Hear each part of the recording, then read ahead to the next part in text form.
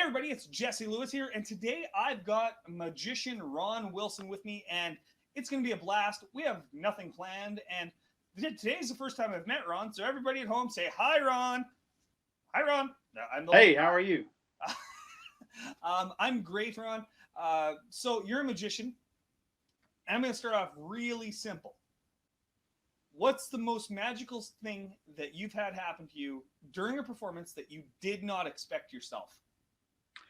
Well, for a while, I did restaurants, and I did a trick that's actually you might be interested in. I said they sometimes during this the thing would come up and say, "Do you hypnotize anybody?" And I said, "Well, I'll do a trick that you might think that you were hypnotized. Otherwise, there's no way this could have happened."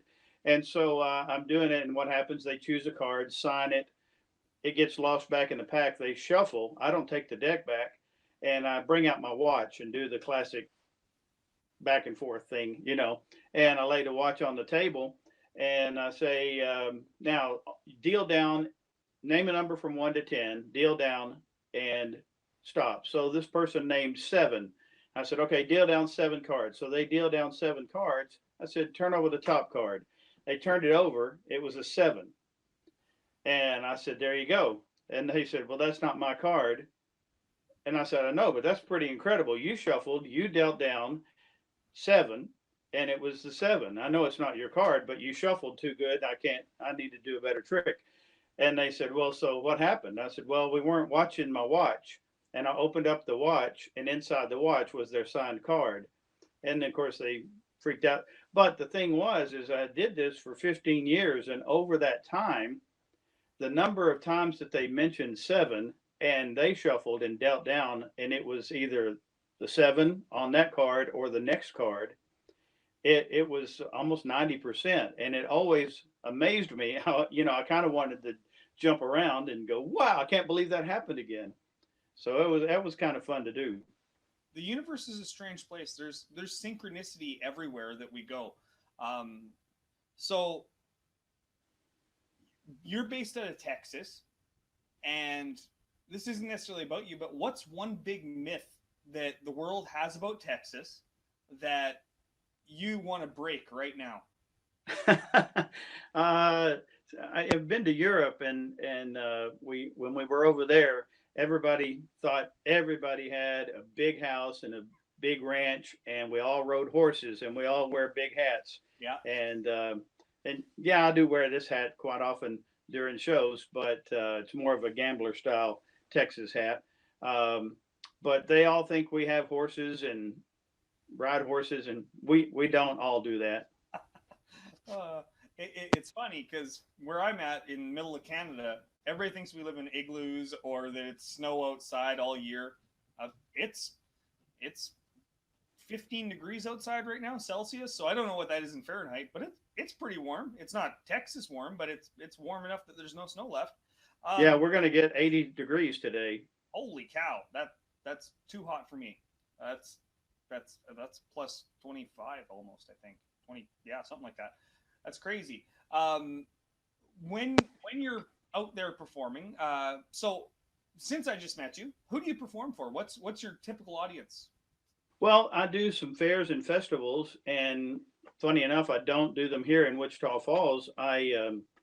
Because you can't be a prophet in your own town apparently, and so I do fairs and festivals down around San Antonio area. I've done a fair called the Cornival for the past 6 years down there, and then another one in Bernie, Texas, which is about 20, 30 miles north of San Antonio. And then there's another one out in Midland, Odessa, which is far west Texas, and that's about 7 hours away from me.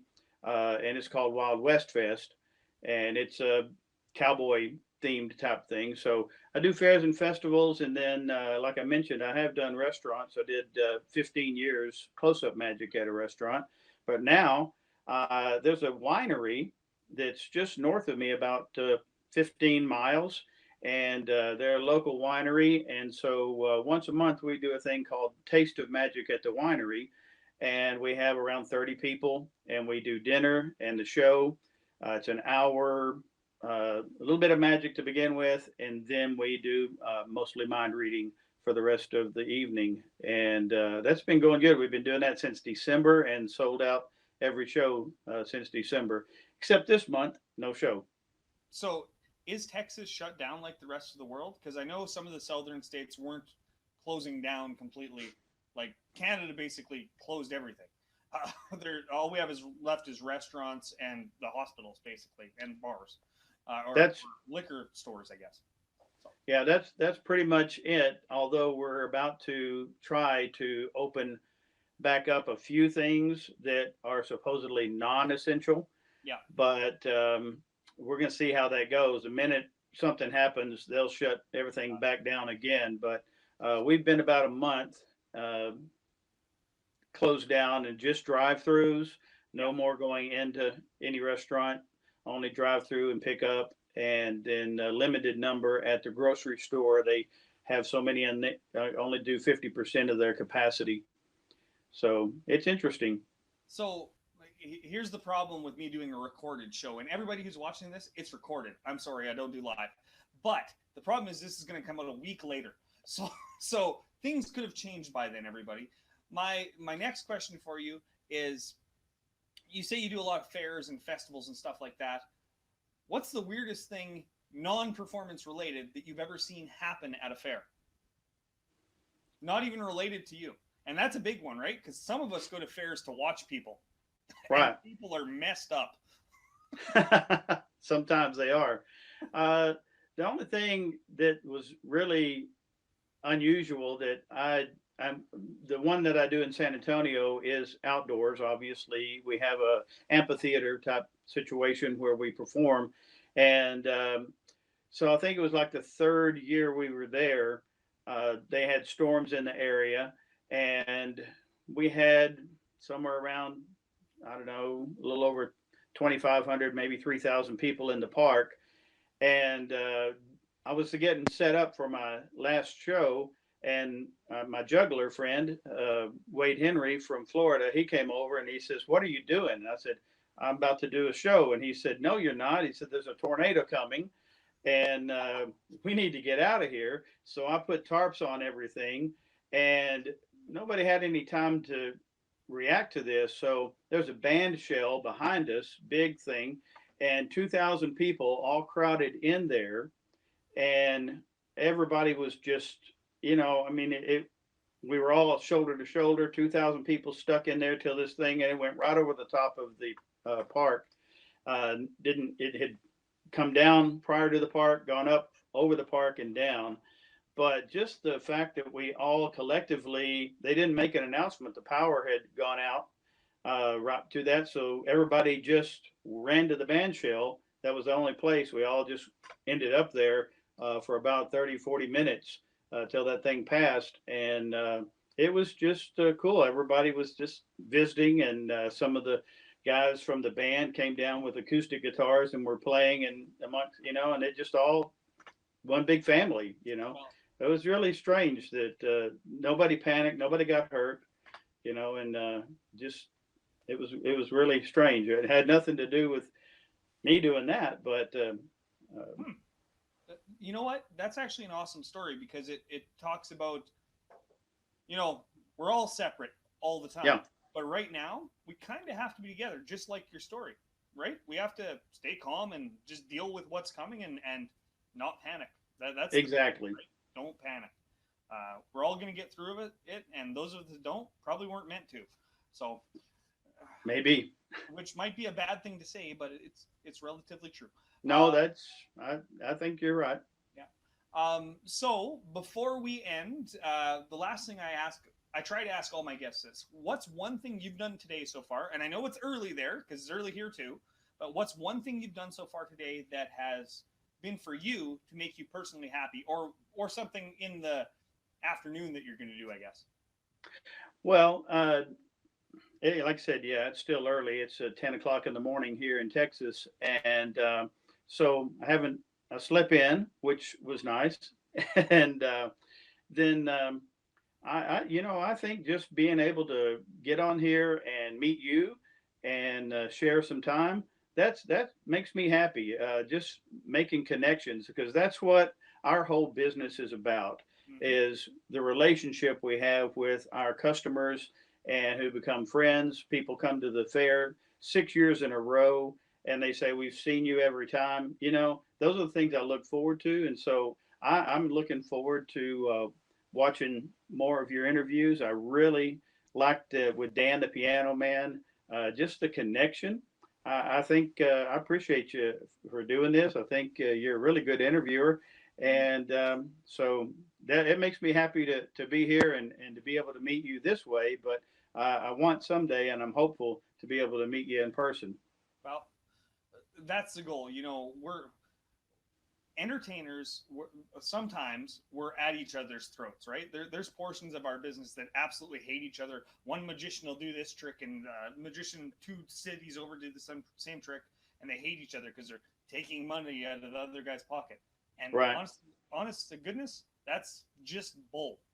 The fact is, I'm stronger working with you, and you're stronger working with me. It's as simple as that, right? If Exactly.